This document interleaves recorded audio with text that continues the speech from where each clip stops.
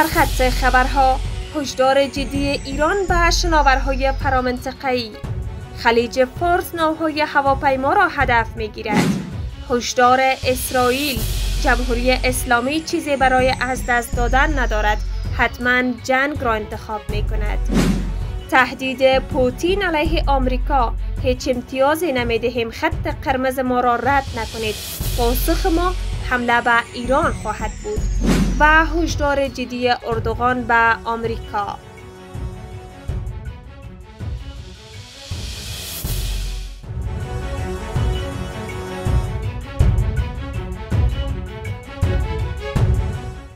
سلام، به خبرهای این ساعت خوش آمدید. هشدار جدی ایران به شناورهای فرامنطقه‌ای خلیج فارس: ناوهای هواپیما را هدف می‌گیرد. ناکارآمدی ناوهای زیرپوش دشمن در عرصه دریای خلیج فارس موشکی که رفتار عملیاتی دشمن را تغییر می‌دهد. به گفته فرماندهان، موشک خلیج فارس با برد و قدرت انفجاری چشمگیر راز هلاکت ناوهای هواپیما بر معترضان در منطقه خلیج فارس بوده و اکنون یکی از خطوط قرمز دفاعی کشور را تشکیل می‌دهد. با گزارش ایران، موشک‌های بالیستیک ضد کشتی نوع سلاح بالیستیک هستند که برای هدفگیری و نابودی شناورهای متحرک بزرگ، خصوصا ناوگان و ناوهای هواپیما طراحی شدند. این خانواده موشکی ترکیب از سرعت بالا، برد قابل توجه و مرحله نهایی مانورپذیر دارد و برای ایفای نقش در راهبردهای دسترسی ایجاد منطقه به کار می‌رود. صنایع دفاعی جمهوری اسلامی ایران بر اساس اهمیت این سبک از موشک‌ها سالها پیش با قدرت گرفتن در حوزه موشک‌های بالیستیک زمین به زمین روند طراحی و تولید این موشک‌ها را با موشک‌های خلیج فارس آغاز کرده است. قبلا نیروی هوا فضای سپاه یک فرون موشک جدید خود را با موقعیت آزمایش کرد تا خلیج فارس به عنوان اولین موشک بالیستیک موفق شد که صوتی ایران علیه اهداف دریایی نام بگیرد. رسم بر این است که برای مقابله با اهداف دریایی نظیر و شناورهای سنگین موشک‌های کروز به کار گرفته می‌شوند که البته جمهوری اسلامی ایران در زمینه کروزها حرف‌های زیادی برای گفتن دارد، اما این نوع از موشک‌ها چالش‌های خاص خود را دارد که از جمله آن می‌توان به صورت پایین موشک اشاره کرد که احتمال هدف قرار گرفتن آن را بیش از اصابت به هدف افزایش می‌دهد. هشدار اسرائیل: جمهوری اسلامی چیزی برای از دست دادن ندارد، حتما جنگ را انتخاب می کند. مایکل اور، نویسنده و سفیر پیشین اسرائیل در واشنگتن، در گفتگو با رسانه ها هشدار داد که هرچند جمهوری اسلامی اکنون منزوی و تحت فشار است، اما احتمال دارد ضد حمله های قاطع این حکومت در جنگ 12 روزه او را برای ورود به یک نبرد مرگبار دیگر جسورتر کرده باشد. او در مصاحبه افزود: خاورمیانه در یک نقطه عطف تاریخی قرار دارد. جمهوری اسلامی اکنون احساس می کند به حاشیه رانده شده و درست در چنین لحظات است که حکومت‌ها خطرناکتر از همیشه می شوند. به باور اورن احتمال دارد که حاکمیت ایران اکنون تصور کند که چیز چندانی برای از دست دادن ندارد، پس می تواند خصومت‌ها را از سر بگیرد. به گفته او، تهران معتقد نیست در جنگ اخیر شکست خورده و همین تصور دست کم گرفتن هزینه‌های آغاز دوباره جنگ را برایش آسان‌تر کرده است. او یادآوری کرد در روزهای پایانی جنگ 12 روزه کارهای سامانه‌های رهگیری در اسرائیل کاهش یافته بود. موشک‌های شب‌های دیگر فقط یک اتاق را ویران نمی‌کردند، بلکه یک محل را نابود می‌کردند. نمی‌دانم اسرائیل چند شب دیگر می‌تواند دوام بیاورد. از نظر او، توانایی جمهوری اسلامی در انطباق سریع با سازوکار دفاعی موشکی اسرائیل یکی از دلایلی بود که تل‌آویو را به پذیرش زود هنگام آتش بس واداشت. او تاکید کرد آنها یاد گرفته بودند چگونه از سپر دفاع ما عبور کنند و خسارت‌های سنگین به بار بیاورند. تهدید پوتین علیه آمریکا: هیچ امتیازی نمی‌دهیم، خط قرمز ما را رد نکنید، پاسخ ما حمله به ایران خواهد بود. این در هشدار بی‌سابقه خطاب به غرب گفت واکنش روسیه به هر حمله و ایران و ایرانگر خواهد بود. او تاکید کرد مسکو در برابر فشارها عقب نشینی نمی کند. با گزارش همشهری آنلاین، رئیس جمهور روسیه تاکید کرد که هر گونه حمله به این کشور با موشک‌های و ایرانگر شدید خواهد بود.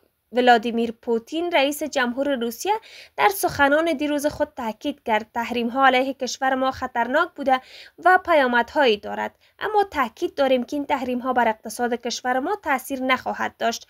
افزود روسیه کشوری است که به خود احترام گذاشته و هرگز تحت فشار امتیاز نمی‌دهد.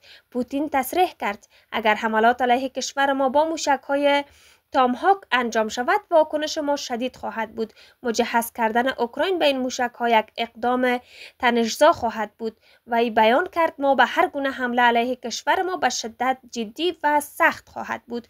پوتین در مورد اظهارات ترامپ در مورد اجلاس بوداپست اظهار داشت.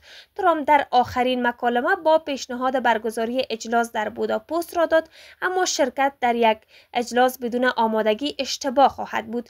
تحریم‌های جدید آمریکا تلاشی برای مال فشار بر روسیه است.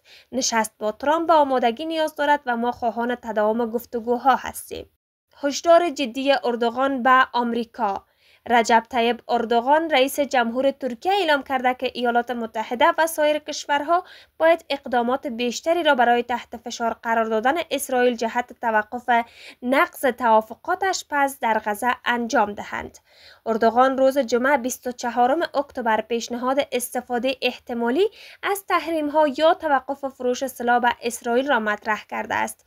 با گفته اردوغان حماس به توافق آتش بس پابند است و غزه را میتوان به عنوان آزمایش برای جهان اسلام دانست. او افزوده است ما از این آزمایش با سربلندی عبور خواهیم کرد و به قوی ترین شکل ممکن در کنار برادران و خواهرانمان جای خود را قرار خواهیم داد.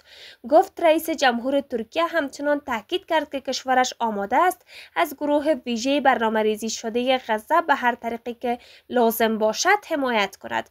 گزارش‌های اخیر نشان می‌دهد که نفتالی بنت نخست وزیر اسرائیل احتمال مشارکت پرسنل ترک در نوار غزه را رد کرده. روابط دو کشور زمان آغاز جنگ اسرائیل علیه غزه با تنش‌های جدی مواجه شده و اردوغان بارها اسرائیل را محکوم کرده است.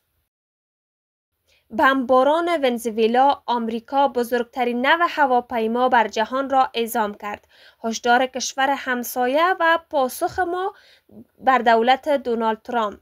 در حال تنگ کردن حلقه فشار به دور ونزوئلا، اما رئیس جمهور نیکولاس مادور گفته که کشورش تسلیم این فشارها نخواهد شد. به گزارش همشهری آنلاین در 24 ساعت اخیر تمرکز اصلی اخبار ونزوئلا بر تنش‌های نظامی و سیاسی با ایالات متحده بوده.